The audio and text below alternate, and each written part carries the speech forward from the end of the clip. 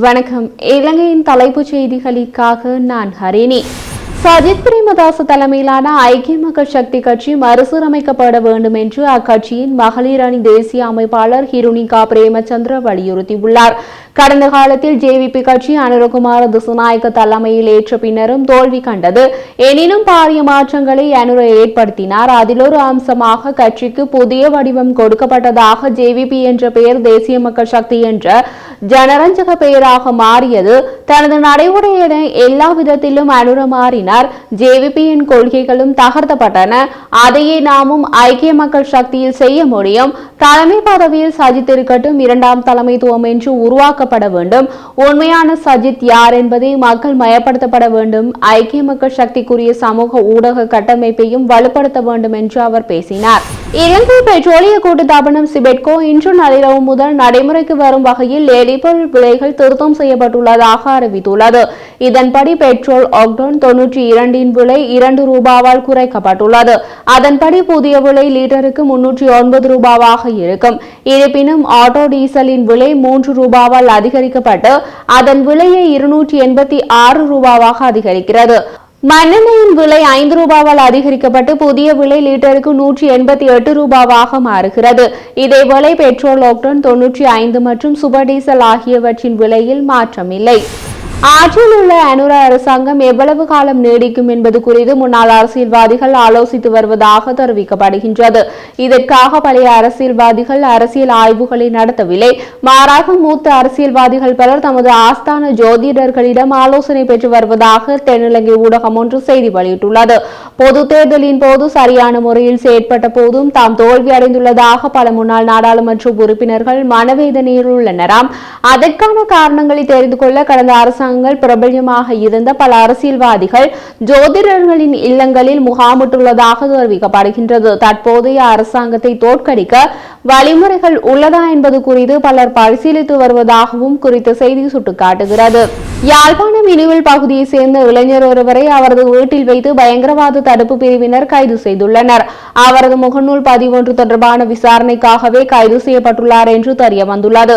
கைது செய்யப்பட்டவரை யாழ்ப்பாணத்தில் தடுத்து வைத்து மேலதிக விசாரணைகளை பயங்கரவாத தடுப்பு பிரிவினர் முன்னெடுத்து வருகின்றனர்.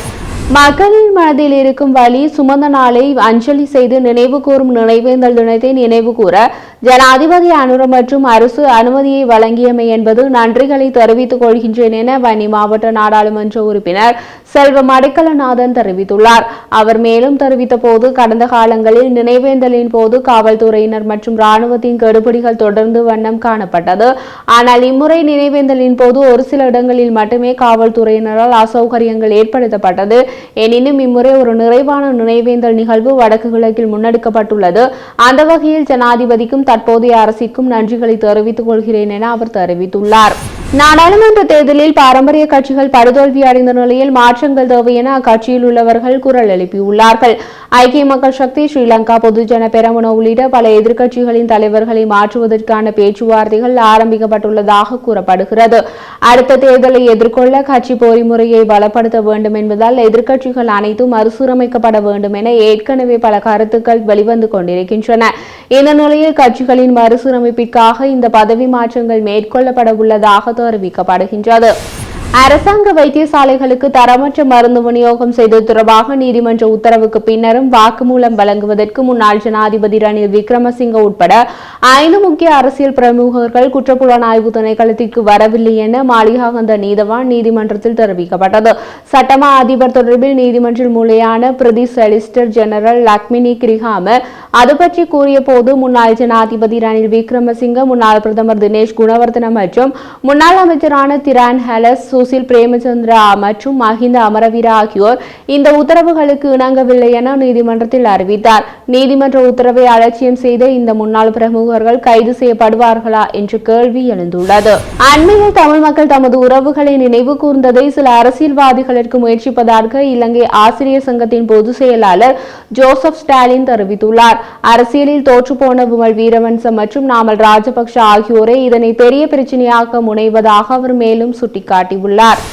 நாடாளுமன்ற தேர்தலின் ஜனாதிபதி அனுர தலைமையிலான தேசிய மக்கள் சக்தி மிகப்பெரிய வெற்றி பெற்றதை அடுத்து உடனடியாகவே உள்ளூராட்சி மன்ற தேர்தலையும் நடாத்த அவர்கள் விரும்புகிறார்கள். உள்ளூராட்சி மன்ற தேர்தலுக்கான வேட்புமனுக்களை ரத்து செய்வதா இல்லையா என்பது தொடர்பில் இறுதி தீர்மானம் எடுக்கப்படுவதற்காக கட்சி தலைமை கூட்டம் அடுத்த வாரம் நடைபெறவுள்ளது. சபாநாயகர் பிமல் ரத்நாயக்க தலைமையில் நடைபெறவுள்ள இந்த கலந்துரையாடலில் நாடாளுமன்றத்தை பிரதிநிதித்துவப்படுத்தும் அனைத்து அரசியல் கட்சிகளின் தலைவர்களும் கலந்து கொள்ள உள்ளனர்.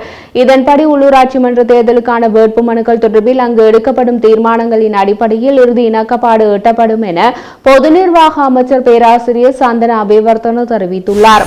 கடந்த அரசாங்கத்தின் போது தன்னிச்சையாக நியமிக்கப்பட்டதாக கூறப்படும் நாடாளுமன்றத்தின் பல குழுக்களை ரத்து செய்ய அல்லது மாற்றுவதற்கு நாடாளுமன்ற விவகாரங்களுக்கான குழு தீர்மானித்துள்ளது.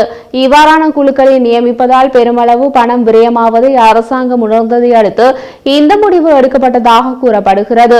சர்ச்சைக்குரிய நாடாளுமன்ற குழுக்களின் நியமனங்கள் தொடர்பான விடயங்களை மறு ஆய்வு செய்து அதற்கான முன்மொழிவுகளை ஜனவரி 31 முன் சமர்ப்பிக்குமாறு நாடாளுமன்ற விவகாரங்களுக்கான குழு ஏற்கனவே சம்பந்தப்பட்ட அதிகாரிகளுக்கு உத்தரவிட்டுள்ளது. தற்போதைய அரசாங்கத்தின் ஆயுர்வேத திணைக்களம் உள்ளிட்ட அரசு நிறுவனங்களின் உயர் பதவிகளுக்கான நியமனம் குறித்து குற்றச்சாட்டு முன்வைக்கப்பட்டுள்ளது. அதன்படி குறித்த உயர் பதவிகளுக்கு தகுதியற்ற மற்றும் தங்களுக்கு நெருக்கமானவர்களை நியமித்துள்ளதாக குற்றம் சுமத்தப்பட்டுள்ளது. கொழும்பில் இடம்பெற்ற செய்தியாளர் சந்திப்பில் கலந்து கொண்டு கருத்துரைத்த இலங்கை ஆயுர்வேத மருத்துவ அதிகாரிகளின் ஒன்றிணைந்த அமைப்பின் தலைவர் வைத்தியர் விமுக்தி டி செய்சா இதனை தெரிவித்துள்ளார். தரமற்ற நோய் எதிர்ப்பு மருந்துகளை கொள்வனவு செய்வதற்கு போலியான முன்மொழிவுகள் அடங்கிய அமைச்சரவை பத்திரத்தை சமர்ப்பித்து அமைச்சரவையின் கூட்டு நம்பிக்கையை முன்னாள் சுகாதார அமைச்சர் கெஹலிய ரம்புக்வெல மீறியுள்ளதாக மாளிகாகந்த நீதிமன்றத்திற்கு அறிவிக்கப்பட்டுள்ளது. இது தொடர்பான அமைச்சரவை பத்திரம் தொடர்பில் குற்றப்புலனாய்வு திணைக்களத்திற்கு அப்போதைய அமைச்சரவையின் அமைச்சர்கள் வழங்கிய வாக்குமூலங்களினூடாக இது உறுதிப்படுத்தப்பட்டுள்ளதாக சட்டமா அதிபர் சார்பில் பிரதி சொலிசிட்டர் ஜெனரல் லக்மினி கிரிஹாம நீதிமன்றத்திற்கு அறிவித்துள்ளார்.